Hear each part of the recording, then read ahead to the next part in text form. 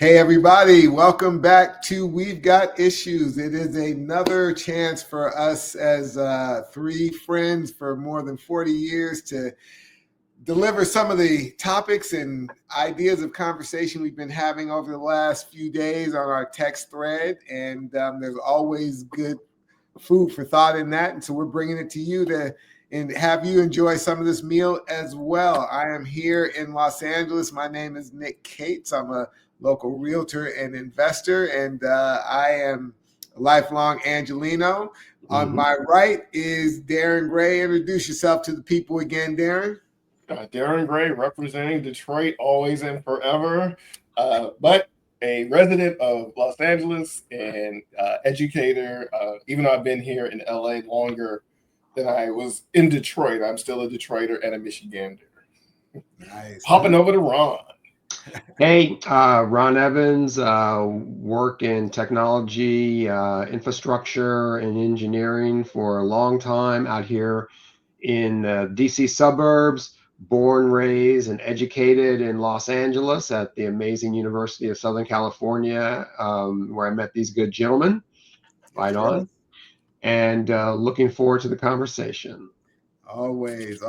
Yeah, always a good time. And again, we ask you to like and subscribe and share these episodes with other people that you know who may want to engage in these kind of topics, and even give us ideas for topics that you'd love to hear us discuss. And we'd love to hear from you. So give us a thumbs up, subscribe, and we'll be here. So anyway, every week we have one of us who is on deck to give the important thoughts of the week that are of this episode that have been on his mind. And today we have none other than Ron Evans, who's going to share what he thinks we should all be talking about. Go for it. Well, thank you.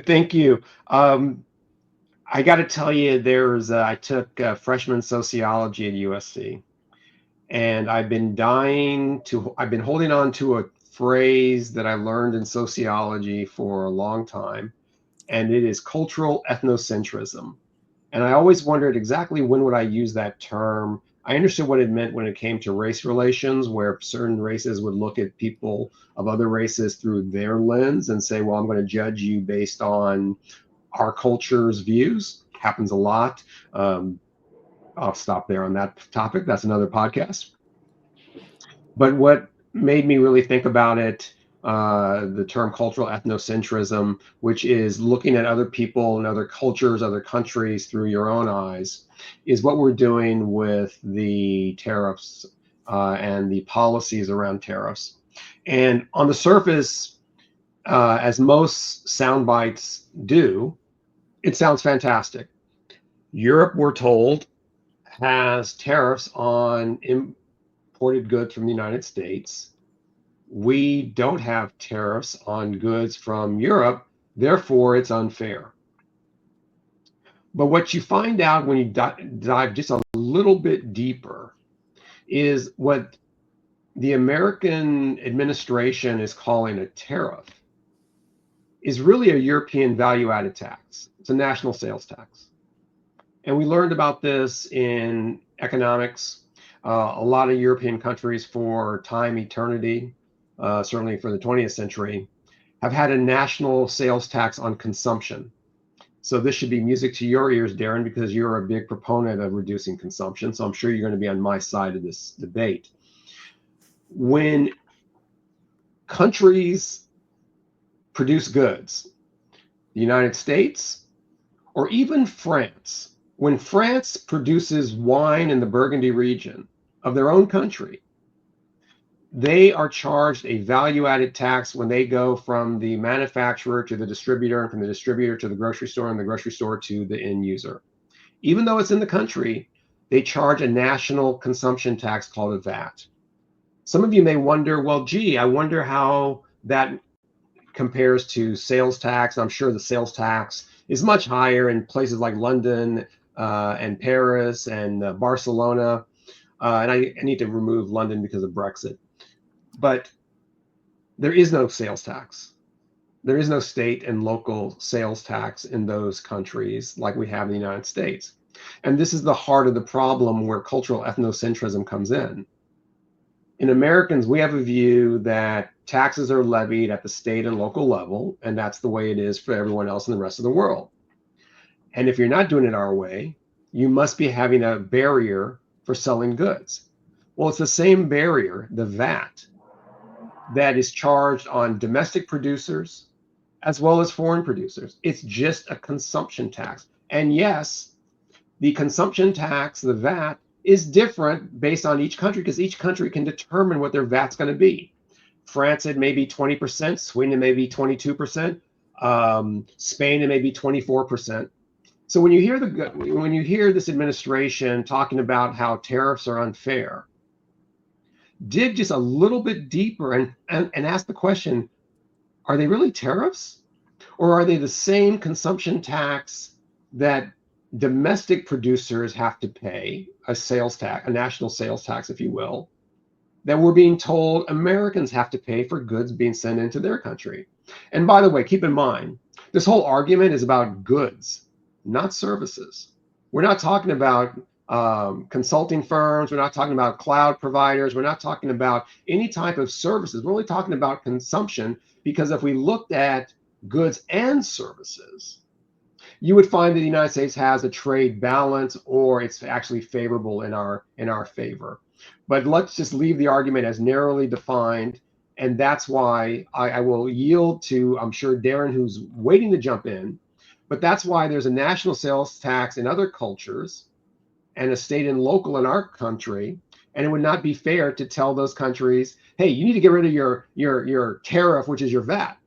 It's their taxing mechanism for their country, just like saying you need to get rid of your state and local tax wouldn't be fair in our country. I yield. Can I, Darren, before you critique, I'd just like to say, Ron, that's been the most succinct and understandable explanation. If all the things that you said are true and accurate, right? Which I'm going to, for the purposes of this conversation, imagine that they are. It's been the most succinct and understandable explanation of the relationship between American goods going to Europe and European goods coming, or at least the part about American goods going to Europe. And if I understand you properly, let's just say that a person in France buys a bottle of wine from any producer in France. At the checkout stand, they're going to be charged whatever their VAT tax is, right? Same person buys a bottle of wine from Napa Valley that's been imported. Same tax is paid on that as is paid on their locally produced wine, right? Yes. Because that's the VAT. The VAT is the VAT, no matter whether it's from something from out of the country or something from inside the country. Is that right? Yeah. You can argue that the VAT as a percentage of the total value of that bottle of wine is cheaper in the US because you're only being levied the VAT once, which is on the import and then the consumption of it. Whereas the VAT in France would be when the bottle is shipped, when it's produced and then sold to the distributor. Distributor pays VAT. I think if you make over 85,000 euros a year, you have to pay VAT. So the distributor has to pay the VAT on receiving the bottle, and then when he sells it to the Vons or Giant or whoever equivalent, then Vons passes it on to the consumer there as well. So there is more than one VAT along the way. So I don't know for an import. Let's just say, and I'm not saying that it is 8%, but let's just say the VAT in France is 8%, right? Much higher. Okay, let's just, whatever the number is, right? Producer produces a wine, sells it to the distributor for, let's say, $2. And then the distributor pays whatever that VAT tax is on $2, right? The distributor pays it to sends it to the grocery store, who buys it for $7, you should say, right? And the grocery store pays that VAT tax on $7, right? Then the grocery store sells it to Francois for $30. Actually, you know what? The one part of that chain that I'm not positive on is when the distributor puts it on the shelf at the Vons. Does Vons pay the VAT, or does it sit there as inventory and at the time of purchase, the consumer pays the VAT? I think it's the latter. Okay. Now, Napa, Ernest and Julio Gallo send from Bartles and James. Send that sweet imported wine from Napa Valley to France. You know, we had our pinky out. Don't pretend. That's right. And then the bottle of wine to the jug of wine to France at the dock. When the I guess distributor takes possession of the bottle, they pay the VAT. They pay the VAT to whom though? They pay, I guess, to the government. The government. Everything's to the government. Yeah, it's the national tax to the government. The same VAT that that anyone else would pay. 20%. They pick up the wine. Then they put it on the shelf, and then whatever that series of events happens, the end receiver, the end buyer pays the same VAT. So it gets sent up the chain. Okay. Mm-hmm. I didn't want to take, just for those who are at home who may be trying to follow the bouncing ball like I am, I just wanted to make sure that was there's one thing that is missing. The tariff is applied, and then the VAT is applied to the new price of the good with the tariff. The tariff is separate than the VAT. Yes, we do get hit with the VAT. So yes, the Trump administration exaggerated the tariff, but there is a tariff. They tariff it, and then they VAT on top of the total value. So if you get something, it's $1, they put a tariff of 50 cents on it, and now the VAT is calculated on the $1.50, not on the dollar. So yes, what the Trump administration is saying is that the tariff that would have been, let's say, 50%, and you add the 20% VAT on top of that. The Trump administration is saying that the tariff is the 50 plus the 20. They still are tariffing us, and then the VAT gets added to us. So both are right. They do tariff our goods at a higher rate than we tariff theirs. And the Trump administration exaggerated that by including the VAT on top of the tariff. So they do tariff us separate from the VAT. He just used the VAT plus tariff as his number to say, look, they're tariffing us at 70% when it's actually 50% plus the 20%. But can I, Ron, before you answer that, can I ask another question of Darren? Or either one of you. European countries also tariff one another, do they not? No, not in the EU. So in the EU, they are one trading. They are considered like us, the United States. They're one trading bloc. So because is that the same in every country then? The VAT's different, but the tariff is the same. The tariff's the same. The VAT is an internal thing. Right. The tariffs are external. So like England, Great Britain now has to pay a tariff for European goods unless they arrange something different because they're not part of the EU anymore. And the EU is one. They have one tariff. But their internal politics are like our sales tax. So like California has a 10.75% in LA County, and Florida has 0 or whatever it is like that. Okay. Right. One more question, Ron. Don't forget your point. That tariff is not just on the United States, correct? The EU probably tariffs. They tariff other countries. They tariff other countries. The difference is they tariff the United States at a higher rate than we tariff them. And that's what the reciprocal tariffs are about. The Trump administration is trying to put a reciprocal tariff on the tariff plus the VAT as opposed to just the tariff.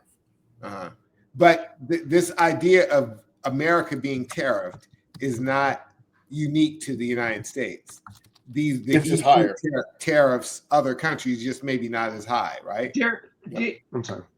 Darren, where are you getting information that we have high tariffs on goods coming into France or the EU? Because there are so many categories where there are no tariffs on U.S. goods. It's a very well. The reciprocal tariffs are on particular products. I'm only talking about particular products. Yeah, I think it's like automobiles.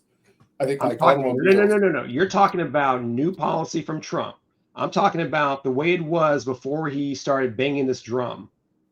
Okay, let's go back to pre-election and how the world operated then, not this campaign comment about, oh, the world's treating us poorly, we need to have new deals. We need to literally ignore the World Trade Organization and strike our own deals country by country. What are these tariffs that allegedly were levied against U.S. goods in the EU? Because other than maybe some very, very edge cases, it wasn't on automobiles, it wasn't on electronics, it wasn't on most imported goods. So what exactly were we getting a tariff on? And it certainly wasn't 25%, because the 25% is what the EU is proposing. So it clearly wasn't that much, if anything at all, before Trump started going crazy. I think it was, and I don't know the numbers specifically. I know that I think in automobiles they tariffed us at a different rate than we tariffed them. That was the issue. Okay, and that's was it a tariff or was it a VAT? No, it was a tariff. The VAT is calculated on top of the tariff. That's the thing. That's what the Trump administration is trying to reciprocal on. They're reciprocal on the tariff and then the VAT on top of the tariff. When the European Union is saying that's not true. And so what I'm saying is I agree with you that his calculations are wrong because he's including the VAT, but it doesn't change that they tariff us at a higher rate than we tariff them. Darren, okay, we need to have dueling chat GPTs and Googles, because the research I've done shows there were no tariffs on U.S. automobiles. People just don't want to buy them, dude. Okay? They don't want to buy them. People don't want to buy friggin' F-150 trucks that are this wide and the lanes are this small in Europe. I mean, it's not about unfair business practice. It's we're not making products that people on European roads want to drive. I'm looking it up, and it says this goes back to 2018. The European Union has a 10% tariff on cars imported from the United States. I'd like to see the source on that one, because the sources I'm looking at say automobiles absolutely were excluded, electronics were excluded. We're not talking about services, which obviously are excluded. So these are some narrow edge cases that are being brought up for political purposes. And we're going into the weeds. It's just that you're right. I will concede that the Trump administration is including the VAT in their reciprocal tariff. What I am saying is there was a baseline tariff mismatch that they should have done a reciprocal tariff on, not on the VAT, because that would be the same as putting a tariff on of 10.75% in LA County because we have a sales tax. And yes, the sales tax in LA County on buying a car at 10.75% is ridiculous. And it would be unfair for Europe to slap a 10.75% tariff on American goods because LA County charges sales tax. So I agree with you that including the VAT in the reciprocal tariffs is wrong. I believe the reciprocal tariffs on baseline tariffs is in whatever industry is correct. My question here is, what problem is being solved by that, right? You know, the issue of not having the same tariff on them as they have on us, you know, that suddenly this is the cause of such American economic pain.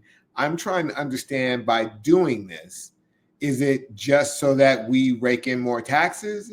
Is it so that we bring manufacturing back? Because I just don't know if there's an end game where we win, right? Well, I think the issue is a economic roadmap. So, like, when you look at, I don't know if you all remember, it used to be that every year we voted on whether China would get most favored nation status. We always said yes, but we hung it over their head. When they joined the WTO, or what I call the WTF, when they joined the WTO, their trade imbalance with us like quadrupled. And I think the calculation is we lost like 3.7 million jobs or something like that because the importing of cheaper goods compared to our export, like our trade deficit shifted, and it's now huge, and that costs our economy.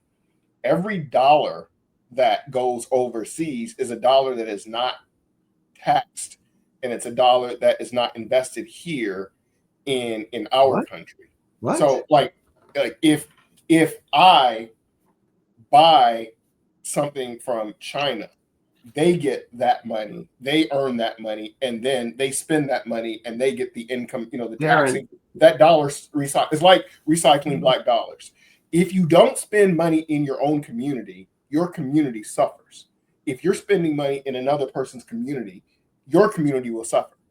And that's what the whole recycling black dollars was. Let's spend money in our community, because when money leaves our community, our wealth leaves our community. The same thing happens when we spend money on these imported goods. And if we're not able to sell in other countries at the same ability that they can sell here, we are at a disadvantage. We're not making the same amount of money, and that is my concern with these. Darren, what if the reason for a significant amount of those sales is that people are going to take those products that they bought from China and then sell them in the United States to American consumers, and that at that point it's taxed? That's exactly right, Nick. There is a significant amount of raw materials that are purchased from China and are used in American products. I will grant you that. No. You can't just grant that. That's the most important part of the argument. Yes, we ship labor and we use unfinished goods, raw materials in other countries. We manufacture them, or we have them manufacture them, and then they are shipped back here and they are sold here and around the world. We have outsourced the raw material creation and production, but the goods are still being taxed when they are sold in this country. The profits of those companies are still up on U.S. GDP numbers. That is not the way it works. If we are buying raw materials from another country, yes, right, which means our dollar went that way. Yes. And we then bring those materials here and sell it here into the United States. No, we manufacture, we transform them into finished goods here. We transform them into finished goods here, and then we sell them to American consumers. That's so just we don't use a replicator. No. We have American people. Yeah, I will grant you all of that, but that's all raw material. But that money that left is gone. We have a smaller part of money that we're working with in our internal manufacturing, all that. That's not true. How does the money come in? Where do we get our wealth externally? All right. So there's an economic term called the multiplier effect. If Nick gets $1, from cutting a lawn today, and then he buys an ice cream cone from me, and I take that $1 and I give him an ice cream cone, and then you have a hamburger for $1 and I pay you $1. Okay. Only $1 came into our economy, but $3 of revenue were produced. It's a multiplier effect. So when those raw materials come into the United States, they are transformed, they are packaged, they are distributed. There's a multiplier effect. So that $1 is worth 3, 5, 8 times more. It's not worth more. It's the same dollar. It's the same dollar, right? So no. Like you paid Nick. Like you cut a grass and you were given $1. It's $3. It turns into $3. Okay, but you got $1, right? So you have $1. Nick brought $1 into the economy. It turned into $3 of value. So now a percentage of that dollar gets taken off in taxes, and now you have less than $1, right? And then you buy the ice cream cone from Nick. Sales tax comes off of that. Nick then has to pay income tax. So now Nick has this 75 cents that he is going to use. It's the same dollar from you. He's going to then buy ice cream cone from me, and then a hamburger no, not from you, from somebody else. But it's the same dollar. Now, so it's the same dollar, even though it feels like it's been multiple. It's been used a couple of times, but it's the same dollar, right? It's the same. You can actually take that physical dollar and put a little picture. It's an episode of Bluey on it. There's an episode of Bluey about that where it's a cartoon kids, where there's a sticker put on the dollar and it goes around, and then, this one he buys an ice cream, and then they buy this and they pay the musician. It's the physical same dollar. It doesn't change its value. It's the same dollar. I just want to know what problem's being solved by the. What problem is being solved is that we need to decrease our trade deficit, because when you have a trade deficit, you're sending money out of your economy into someone else's economy. They are getting richer, you're getting poorer. And at some point, you won't have enough money for your own people because you're not producing things and making money. You make money when you send goods and services out and you bring people's money in. When you send money out and bring in goods, you're actually losing money. There's less money in your pocket. Let me ask you this, though. Sending money out to buy goods, cheap goods, right? Money comes back in when people buy things that we have to offer, whether it's... But they don't, because of the tariffs. But they're not buying our stuff. No, not before these tariffs, right? So if all this money that's going out to China, for example, let's just use China as a good example. Now people come to America as tourists. They buy real estate. They buy Levi's jeans. They, it's not a zero-sum game, in other words, right? It's not like that money goes out to China, let's just say, and no money comes back from China to us. And it could be in the case of services. I heard Josh Brown, who is a Wall Street investment, a hedge fund guy. He said, what the problem with tariffs is that we pay tariffs on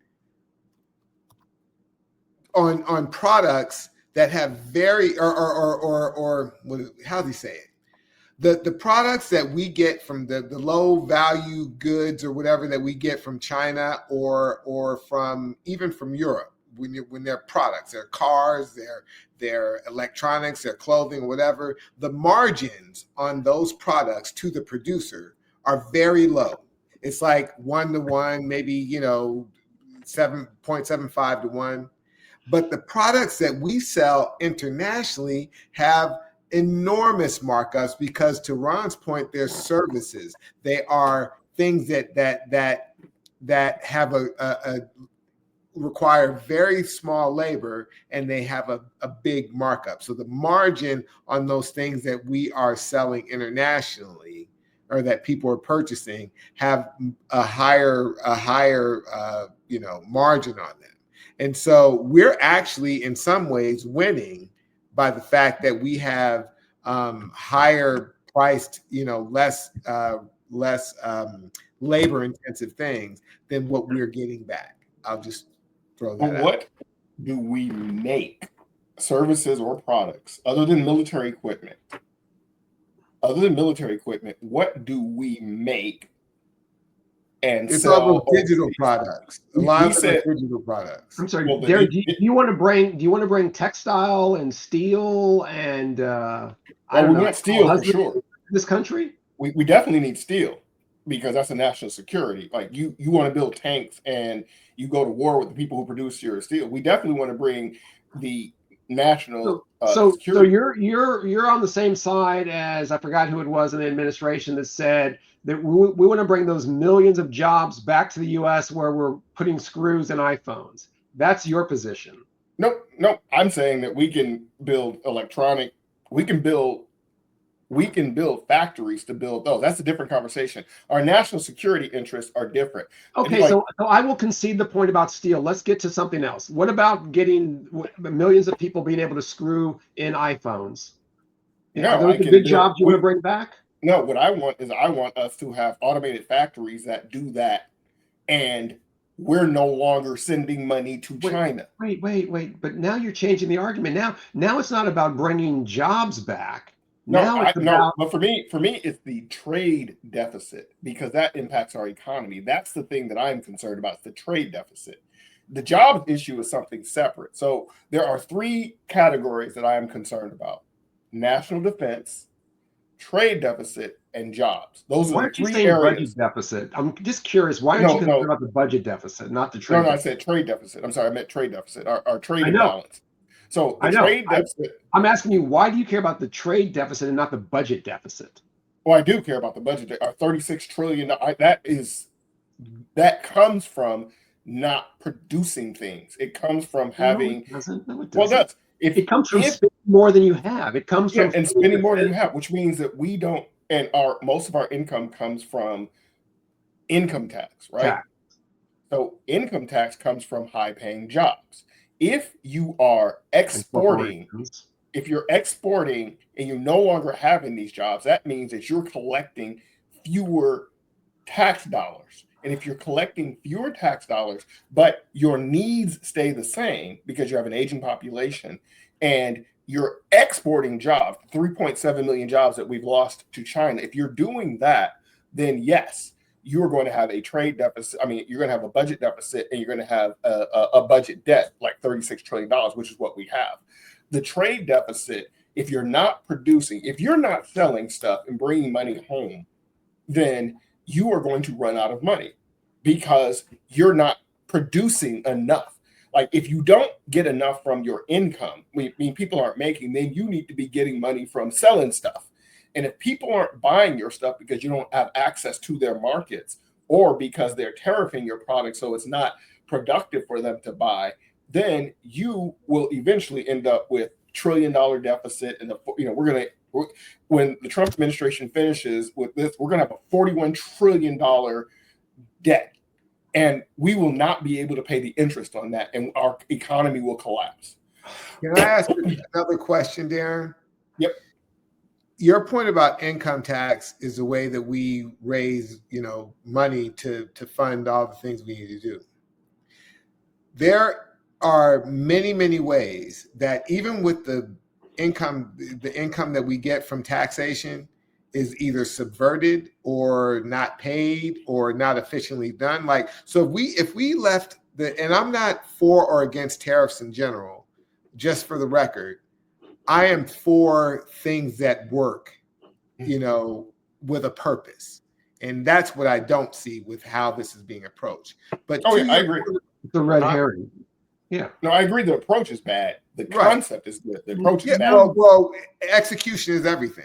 The concepts are great. We got lots of, like I said in the previous episode, lots of things could be improved about the government. But if your approach is foolhardy and ineffectual and detrimental, you haven't helped anyone. But the question I have is, what if you wanted to really address the deficit, what if you became more effective at collecting the taxes that are owed anyway?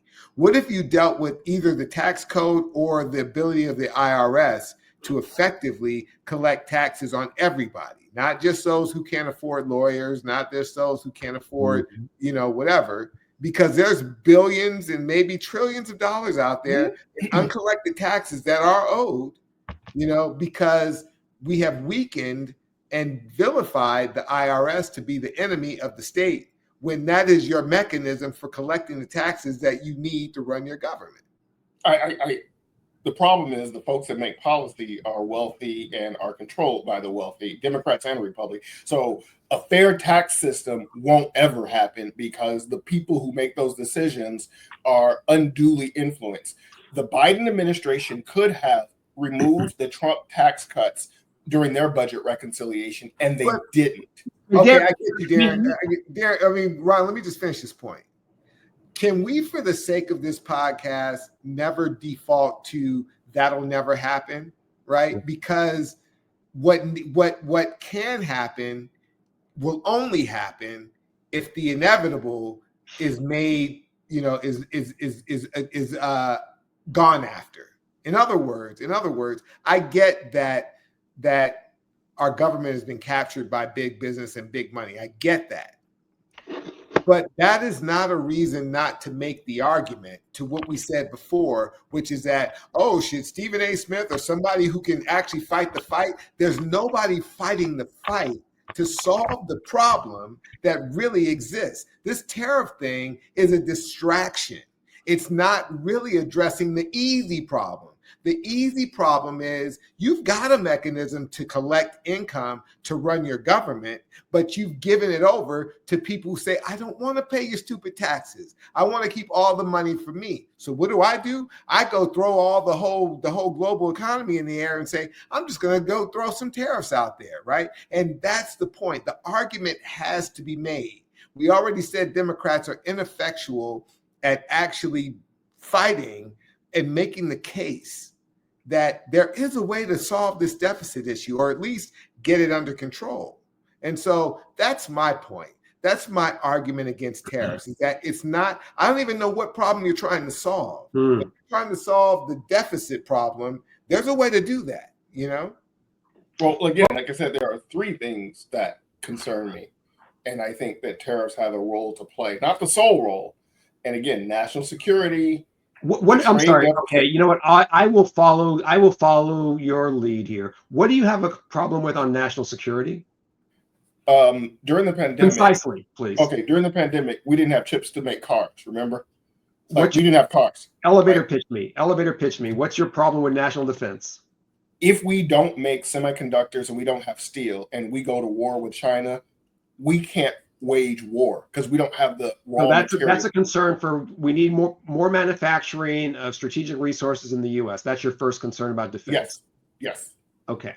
So there's that one. The second one is the trade deficit, and I've already gone through that, so I don't want to go through that. And the third thing was the one we talked about in the prior episode, which was the loss of jobs. You know, like when I give the example of jobs going from Michigan to Alabama, then to China and Vietnam. So those are my areas where I believe a properly applied tariff can make a difference. And I'm not saying that what the Trump administration is doing is properly applying. What I am saying is that he's upsetting the apple cart. And my hope is that now that the sacred cows have been slain, very similar to what I said about the Democrats and Stephen A. Smith, you need somebody who's going to go toe to toe and not be this, like, we don't do that. That is against decorum. Okay. We need someone who's going to fight for this country. Yeah, that's great. What we need is somebody that's taken like maybe at least half semester of macroeconomics. Okay. So in terms of your strategic argument, yes, we do need manufacturing here in the US for strategic resources. That would be great. Maybe in 5 to 10 years, we'll build some factories. That's not going to address the inflationary issue of tariffs in the short run. That's the first one. In terms of the trade deficit, again, budget deficit, I'm all in with you. Trade deficit completely being used as a political red herring. The trade deficit does not include, at least the way Trump talks about it, it only talks about goods, not services, where companies like Alphabet, Facebook, McKinsey, PwC, all of these knowledge working companies are making billions, and it's excluded from the conversation because we actually have a trade balance when you include services. It's just not consumable. It is. That's not true. When you do goods and services, we still have a trade deficit. It's not $1 trillion. It's about $200 billion, including goods and services. I gotta see if you're like Googling on Fox News, because I'm reading that it's pretty neutral, but that's the other argument there. And in terms of tariffs, the whole tariff. I gotta be Fox News every time I disagree with you. Well, if it walks like a duck and quacks like a duck, and the whole tariff thing. I mean, I think Nick has tried to make the point. I've tried to make the point. I'm exhausted. Tariffs are inflationary. They are a net negative to every country's gross domestic product and exports as well. It will only do what it's been doing, which is cause uncertainty in the market. Large companies are not going to invest when they don't know if that factory or that investment in that product is going to pay off in a couple of years, because they don't know what the market's going to be like, because this guy has introduced instability into the world market. The other thing that tariffs have done, with that at all. I do not disagree with that. And my final point, and Nick, this is going to sound very familiar because it was Scott Galloway, and I can't argue with it. If Vladimir Putin was elected president of the United States, and he had an agenda to destabilize the U.S. reputation, to push us away from our European allies, to destroy our economy. Tell me what Trump would have done differently than Putin. Not one thing, probably. Not one thing. Darren? Well, what would he do differently? I reject the premise behind that because you can't argue the counter argument. Yeah, I can't argue from your premise that our allies are necessarily in our best interest. Going back to our prior conversation, if we are spending money and not investing here in the United States, and we're spending money defending these other countries, then our alliance, turning away from our ally, our allies, our trading partners, all of these folks are on the plus side of our relationship. I'm sorry, did we go into Afghanistan and Iraq by ourselves? No, we did not. What percentage? We had Canadians, we had Europeans going in there. What percentage? What percentage would you like?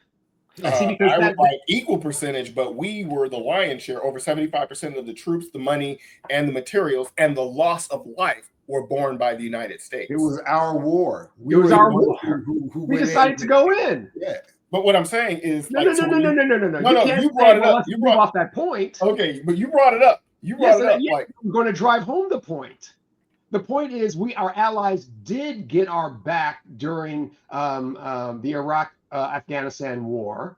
Even when it wasn't in their best interest, they said, "I got your back, United States." Those are the allies. Listen, guys. This is a rich topic, and we've kind of gone past our window here. But I think it's something that people obviously have lots of feelings about, and we want you guys to tell us what you think about these arguments and about whether you err more toward isolationism or whether you gear more toward Ron. The last point I'd just like to make about it, Darren, is that I'm super sensitive to all three of the topics that you mentioned that need solving, and that their execution is everything. Intentions, like what are you trying to get done, is important. And this seems super personal to Trump and his administration. It doesn't seem like what their objective is to actually right the ship. It seems like they're after something to make him feel, grand and strong and all those things.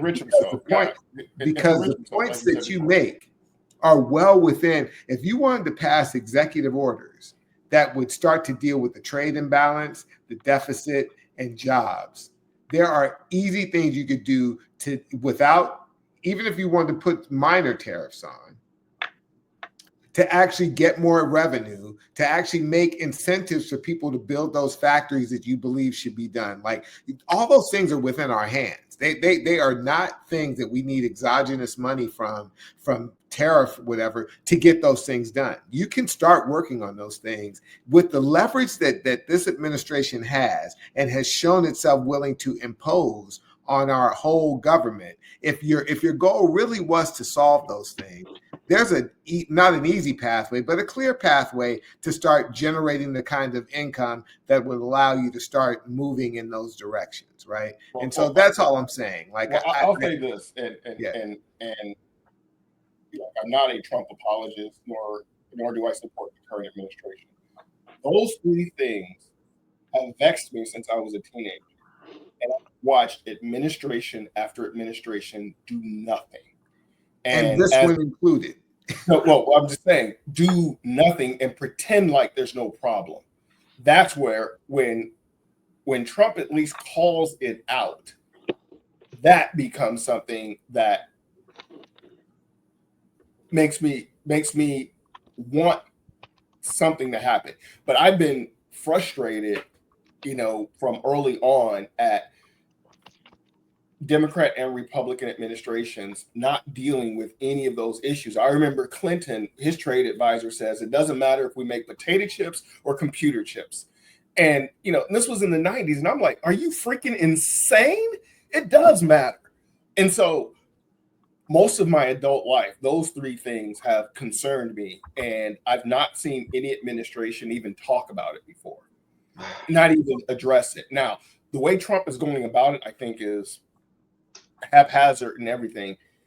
But something has to be done, because what we were doing was unsustainable, and we were going to go either we were going to have a military or an economic collapse if we didn't do something different.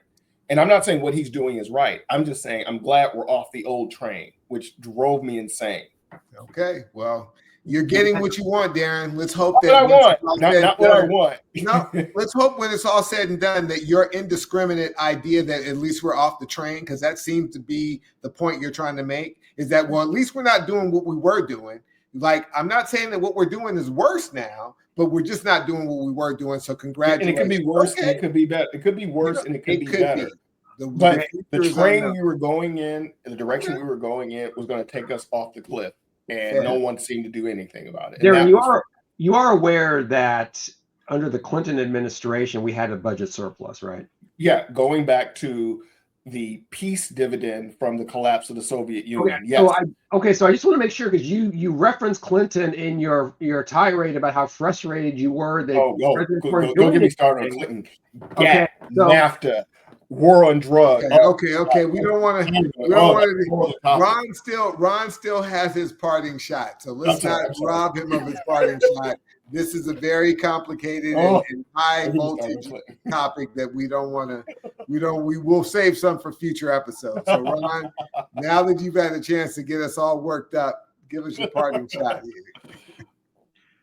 As we've seen, that people can have passionate arguments that's grounded in their feelings. And I think that's important to acknowledge, that some people have strong emotions about this. But at the end of the day, I come back to a previous episode, which my tenet was, without data, you're just another person with an opinion. And when you dive into the details, and I'm only talking about Europe, I'm not talking about China or anywhere else, I'm just going to stay focused on Europe, because that's where Trump's focus was, incorrectly, on our allies. When you look at the data does not support this wanton disregard for our years and decades of friendship. If it wasn't for France, we'd be drinking tea right now. So the fact that we've been allies with certain countries for literally hundreds of years is not something you throw out the window because you've got a cute talking point. And it's unfortunate that the data is being misrepresented and not being used exhaustively. And that's why I said in a previous episode, first agree on the formula. And then after that, the data is the data. And if you look at the data and you agree on the formula of how we come up with VAT and tariffs and include what the formula is for goods and services, the data is the data at that point. Got it. All right. So taking us out, what would you, now that you've very calmly, serenely brought the tariff discussion to an end? Tariff discussion. What would you like to take us out? What little parting shot would you like to take us out with? So I may be the last. I always feel like, because I'm in Virginia and you guys are out there in the epicenter of culture and media and entertainment, I'm always feel like it takes 6 months to a year for me to get onto something. But I just got turned on to the comedian Josh Johnson. And I first heard about him because he did, it's on YouTube, it's Drake versus Kendrick, explaining it for white people. And it is the most clever, funniest 20 or 30 minute skit that he did at a comedy store.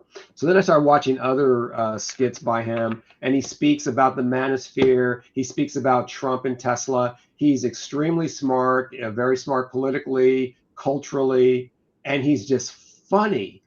And I think he's like 35 years old. So he's definitely the next generation of young African-American comedians. He's on The Daily Show, or at least he was. And if you haven't checked him out. He's just a pleasure to listen to. Nice. I came across him on Instagram. The thing I like about him is he tells a very good story with humor. Everything is a story. And then when he does a callback to his, I mean, he gets you engaged and like you want to stay and listen. And he's really, his approach, his delivery, he's incredible. A lot of the Gen X comedians are grievance comedians now. The folks we grew up with, you know, it's like, oh, I'm so rich now that I hate I can't listen to Chappelle, I can't listen to Ellen. None of the comedians that were really funny for us growing up, I can't, because they're not funny anymore. Like I'll watch a show and not laugh. I watch a clip of Johnson and I'm rolling. Like he has one about when he blew on his food because it was too hot. Oh my God. I thought my ribs were going to break. He was saying he was on a date and apparently he blew too many times on his food and his date didn't think that was masculine enough. Oh, you got to send it. You got to send it. He is hilarious. Like he just goes through and he tells these, he's a very good storyteller with a lot of humor mixed in. I love him. Nice. And the shows are all sold out. You know, you can't get a show. You can buy they resell the tickets at 3 to 4 times value, but you know, you can't get it. You can't get it to his show. Yeah. Bravo for him. Well, Josh Johnson, we'll put a clip, one clip at least in the show notes. And you can, if you're not already a fan, maybe you will be. So I appreciate Ron, find him on Instagram. He's hilarious. Okay. Yeah. I subscribe to him on YouTube, to his channel on YouTube. So if you haven't do that as well. But please send me the clip. Yeah. Well, good stuff, man. We went from, you know, world chaos and disorder to something that will hopefully make us all laugh a little bit after the fact. Yeah. You know, I appreciate the conversation. I do. I learn so much every time I talk to y'all.